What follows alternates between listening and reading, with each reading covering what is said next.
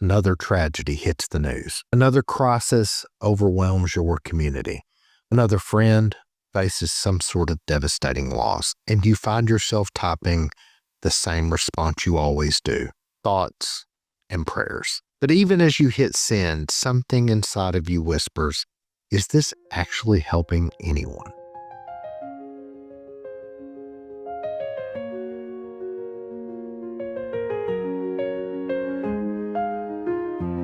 I'm Steve Sanders, your host here on the Noble Bereans video channel. And if you've ever felt like your Christian response to real world suffering sounds a bit hollow, even to yourself, you're asking the right questions. The world is drowning in thoughts and prayers, but they are starving for tangible hope and practical help. Today, we're going to look at how James challenges us to move beyond spiritual platitudes to meaningful kingdom action. I'm going to show you 3 ways to represent Christ authentically when the world is hurting around you. Not by saying less, but by doing more. Because here's what I have discovered. Effective ambassadors for our King, Jesus, don't just offer comfort. They bring his kingdom to bear on real problems. Today we're going to turn to James chapter 2, and we're going to read verses 15 and 16, where James is addressing Christians who apparently thought good intentions and religious words were sufficient responses to human need. Join with me now as we read again James 2, verses 15 and 16 from the Lexham English Bible. If a brother or a sister is poorly clothed and lacking food for the day, and one of you should say to them, "Go in peace, keep warm and eat well," but does not give them what is necessary for the body, that is the benefit. Wow, these are powerful words. And here's what I found as I studied this passage out.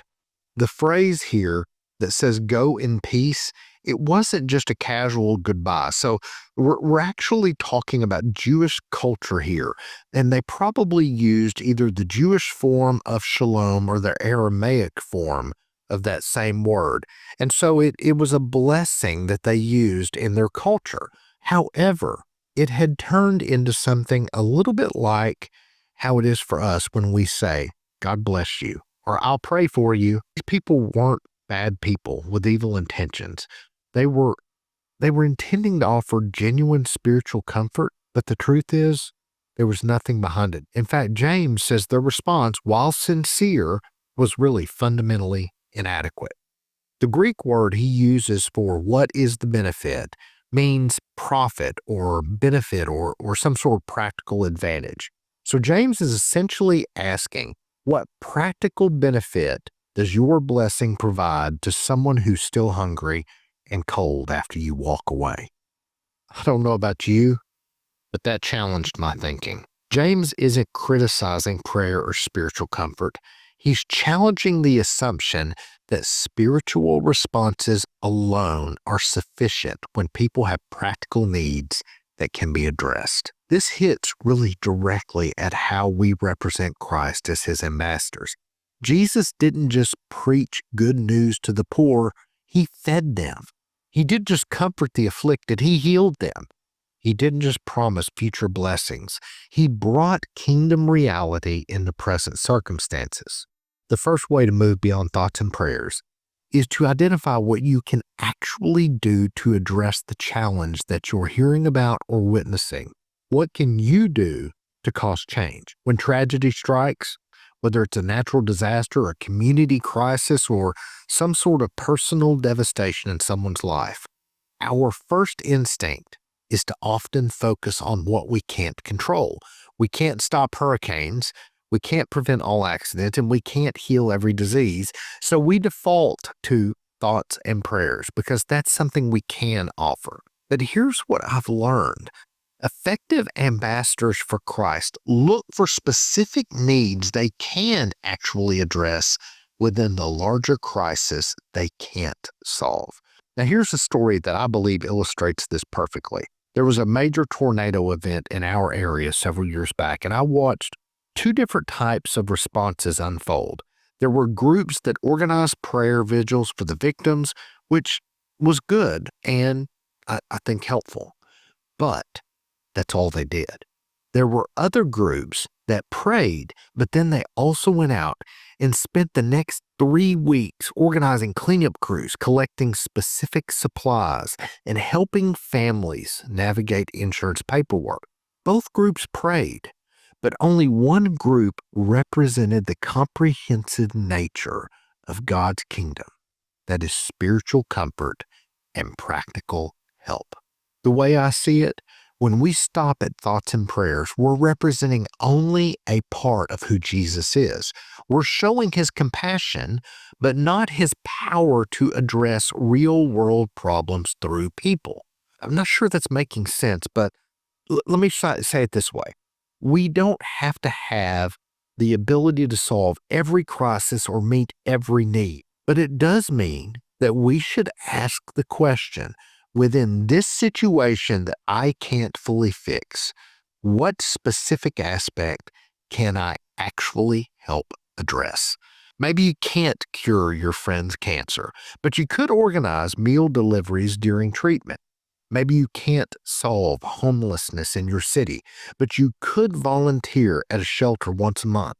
Maybe you can't prevent all injustice, but you can advocate for policy changes or support organizations that are working on solutions. Here's the second key. Let your prayers inform your actions, not replace them.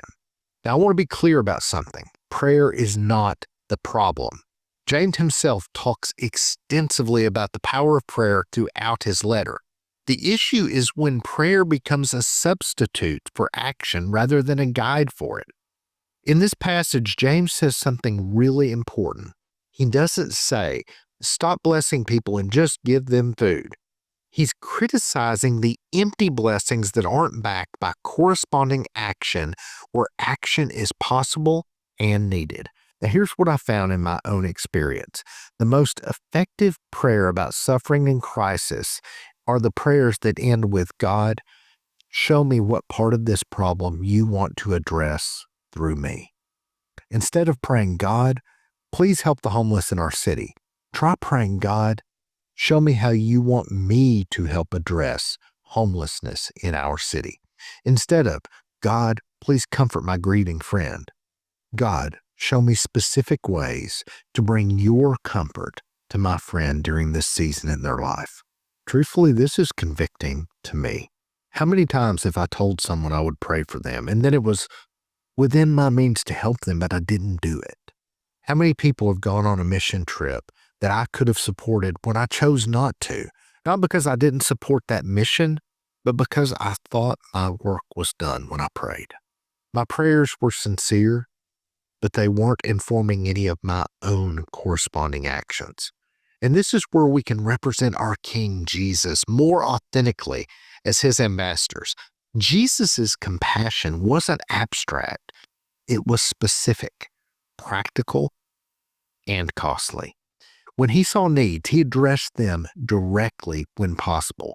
When he sent his disciples out, he gave them authority, not just to preach, but to heal, to cast out demons, and to meet practical needs. The third way to move beyond thoughts and prayers is to develop systems for sustained help, not just crisis response. Okay, hear me out. This is where it gets really practical for long-term ambassadorship. Most of us are pretty good at responding to crises in the moment. The sudden tragedy, the unexpected diagnosis, the natural disaster. We rally around that, we donate, and we help for a few weeks. But then we move on while people are still rebuilding their lives. James is addressing the ongoing need. People who are poorly clothed and lacking in daily food.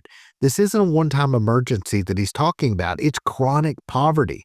And his challenge is about sustained, practical response to ongoing problems. What I've discovered is that effective representation of Christ requires both crisis response and systemic engagement with ongoing needs. It's not enough to write a check during a disaster. We need to get involved by addressing the conditions that make the communities vulnerable to disaster. Here's a practical challenge that changed how I think about this. Instead of just responding when specific needs arise, ask yourself, what ongoing issue in my community could I commit to addressing consistently over time? Maybe it's tutoring kids who are behind in reading. Maybe it's visiting elderly people who are isolated. Maybe it's advocating for policies that address root causes of problems you keep seeing. Maybe it's developing job training programs or financial literacy classes. The goal isn't to become a social worker. It's to let your understanding of God's kingdom inform how you engage with ongoing brokenness in the world around you.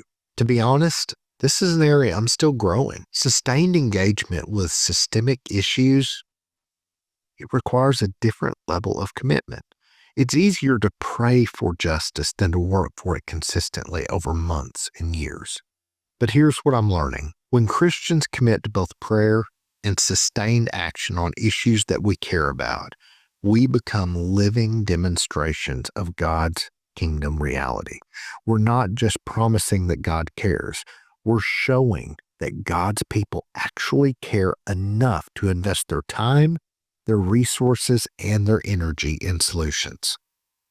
Now, here's my challenge to you this upcoming week. I want you to identify one area where you've been stuck at thoughts and prayers and take one concrete action beyond that step. Maybe there's a situation you've been praying about where God is actually calling you to be a part of the answer. Maybe there's a need in your community where you could contribute something specific and practical. Maybe there's a friend that's going through some sort of hardship who needs more than your sympathy. They need your help. Don't try to solve every problem out there, but do ask God to show you one area where He wants your prayers to translate into action. Remember, as Christ's ambassadors, we represent a king who didn't just care about people's problems.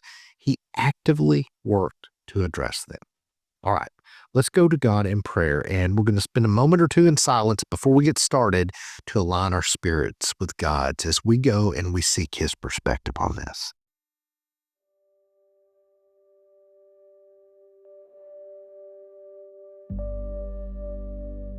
Father, thank you for caring about both the spiritual and the practical needs in the world. Forgive us when we've used prayer as an excuse for inaction rather than preparation for action. Open our eyes to help see specific ways that we can better represent your kingdom by addressing real problems in real people's lives. Help us move beyond good intentions to meaningful involvement. Show us how to be ambassadors who don't just promise that you care, but demonstrate your care through our actions. Give us wisdom also, Father, to know when to pray, when to act, and how to do both of these things faithfully. In Jesus' name, amen. Okay, I want to hear from you in the comments below.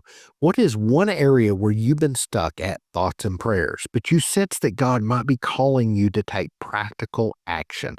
What's holding you back from moving beyond good intentions to actual involvement? And here's a specific challenge for our community. Share one ongoing need in your area that you think Christians should be addressing practically, not just praying about. Let's learn from each other about opportunities to represent Christ's kingdom through action. Now, if this video challenged your thinking, consider subscribing to the channel and also hitting the notification bell below. And don't forget to visit our website at noblebereans.com. Next week, we're tackling another area where many Christians struggle to represent Christ authentically, when God's plan makes no sense, trusting without toxic positivity. Remember, Jesus didn't just talk about caring for people. He demonstrated it through action. As His ambassadors, we're called to do the same. Until next time, my friends, reflect Him well. God bless and have a great day.